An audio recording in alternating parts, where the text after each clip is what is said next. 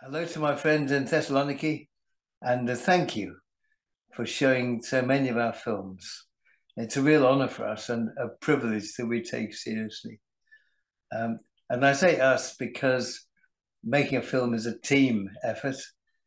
Um, Producer, writer, camera, sound, editing, design, casting, acting, of course, editing. Um, and I've been very lucky to be part of a grand team always. And our task has been to tell the stories of the working class. Why the working class? Because if there is to be real change, then that's where it will come from the working class. I learned my politics in the 60s, and one of our slogans was neither Washington nor Moscow. That is neither the capitalism and imperialism of the West or the destructive, brutal distortion of socialism and communism from the East. And we learned the class conflict between those who sell their labor and those who make money from it was irreconcilable, and it would only end when the working class took power. That is, all of us, really, most of us. And hence, that's been our task.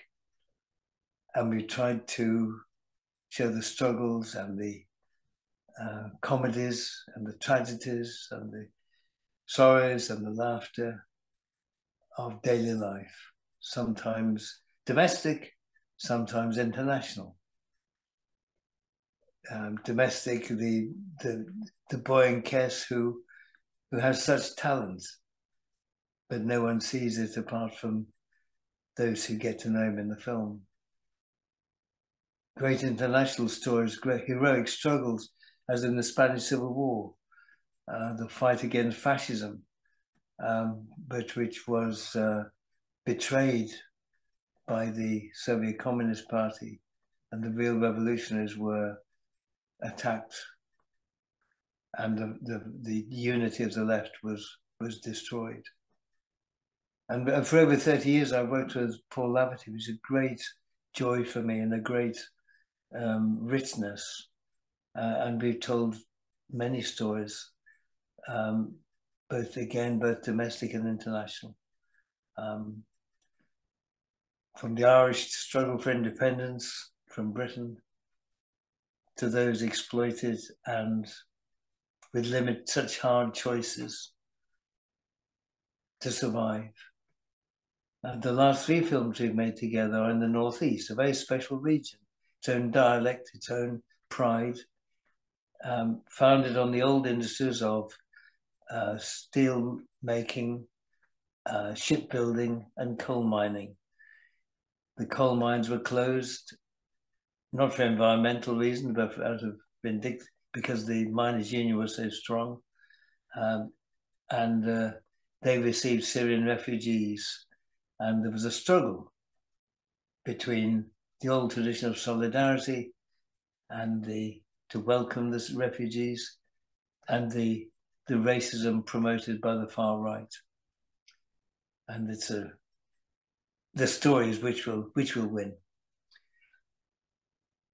Hope is a huge issue for us all now in these very darkest times.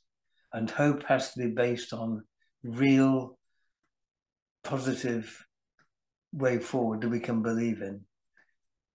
And that means a path that will see us through. And that's tough. But it's necessary now more than ever. As we see the environment collapsing and we see the massacres on our screens daily, particularly from Gaza. And if there's one great cause alongside the environment, it is to stand with the people of Palestine who are being so cruelly slaughtered.